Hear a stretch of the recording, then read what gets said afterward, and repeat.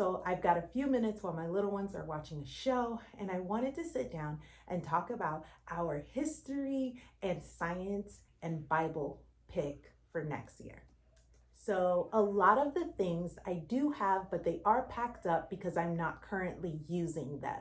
So Bible is packed in a box, and it is Who is God by Master Books. I'm so excited to be using this curriculum and to really dive deep into a biblically solid curriculum when it comes to teaching my children about who is God.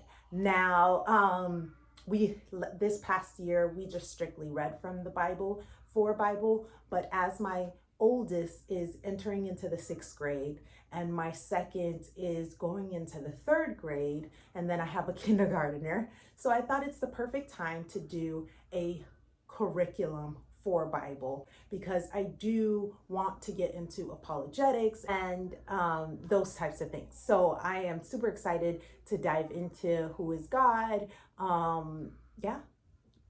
So for science, we are going to actually be doing 2 different types of sciences.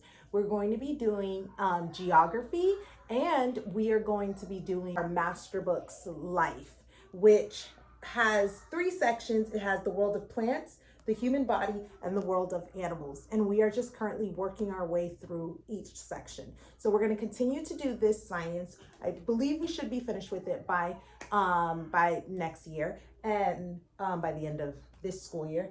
And then for geography, we are going to be using Expedition Earth from Confessions of a Homeschooler. Now, I'm so excited to be using this curriculum. All right, so I 100% just had to leave and come back, so I don't even know where I was. But I think I was saying that we are doing Expedition Earth from Confessions of a Homeschooler.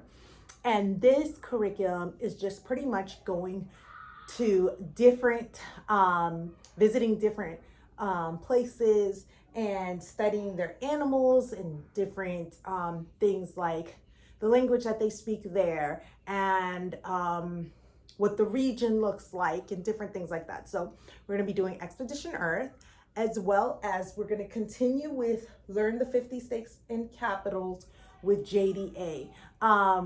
We don't have it solidified yet, so we're going to keep working on it.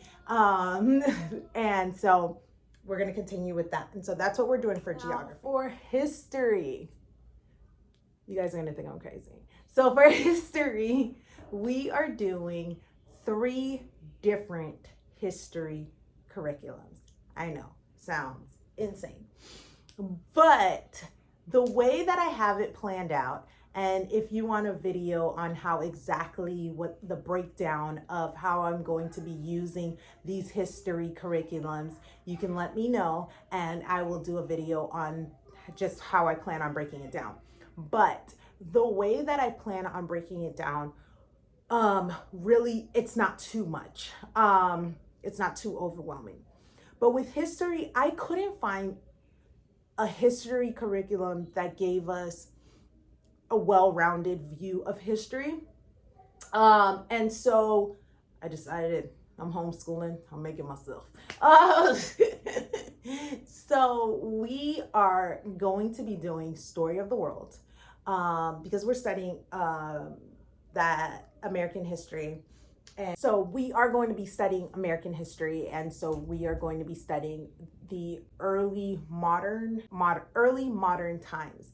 And we have loved Story of the World, so definitely want to continue utilizing that history. And I am going to be using Heritage Mom Blog Amber's curriculum, or it's not really a curriculum, it's kind of like a breakdown using different books to do Black history books covering colonial America and Revolutionary War time period from the 1650 to the 1800 AD.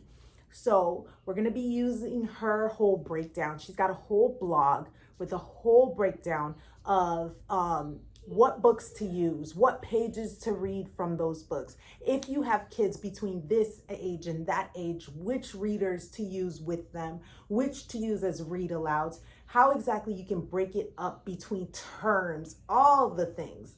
And so there's going to be a huge book haul with all those books, as well as so that's helping us to break it down. And what I love about it is it's short amounts of reading on my part that I'm supposed to be reading to them, and then they all in addition have their own readers too, so it's not overwhelming, it's very manageable. And I love having that Black history aspect in addition to our study of American history to have a fuller picture of everything. Now, our final history that we're going to do to wrap it all up is we are going to be doing Sunlight D and E, which once again is American history. And as I'm sure a lot of people know, Sunlight is book heavy, it's literature heavy. So it's teaching history through literature. And so one of the things that I love about utilizing these three histories is that 2 out of 3 of them are books, are literature history, and then one of them gives you that textbook type of history. And so and it's on a CD, so I don't have to read that one. I'm going to be trying to get as many of the Sunlight books that I can as audio version so that they can be read, and I'm not necessarily the only one that has to read it. My children are very capable when it comes to reading, especially my oldest. He reads a lot and he reads often. And so I know that he can handle having readers from Amber's Black History selection, as well as from Sunlight selection, as well as from Story of the World's collection, and it won't be too much for him. Now, my 3rd grader, that would be a lot for her. So for her, I'm going to be picking and choosing which ones I actually utilize from each place. And then, I have my readers. So we are going to be doing history every single day. Obviously, we're just not going to be doing the same history every single day. So we're doing the 4-day-a-week version of Sunlight. Amber's curriculum, like I said, it's about 1 day a week, and then 1 or 2 days, depending on how you break it down. And then Story of the World, depending on how you break it down. It can be every single day, which is how we've done it in the past, but not how we're going to be doing it next year. We're going to be doing it 2 days a week. So if you want to see the exact breakdown of what books I'm using, when I'm using them, how I'm using it, making all the things work together, let me know. I'll make a video. But I just think that, like I was saying earlier, it's just that with history, there's what he said, what she said, and then what actually happened. So I just think it's wise to have a bunch of different points of views when it comes to history. So let me know in the description or in the comments, does that sound insane? I already know what y'all gonna say. You guys gonna say sounds crazy. But it's okay. We'll figure it out. The joys of homeschooling, right?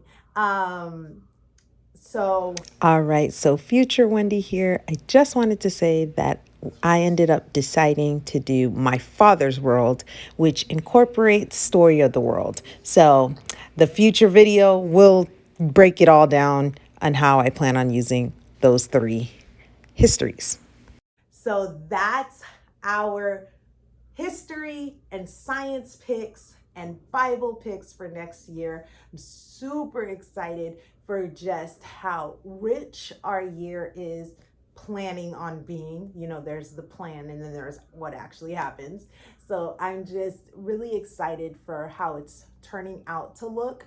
I think it's going to be a very full year, and a year where, because there's so much reading, that we just get to sit and curl up on the couch or in bed, wherever, you know, you never know, maybe in bed, that we get to just really enjoy this moment and enjoy this time.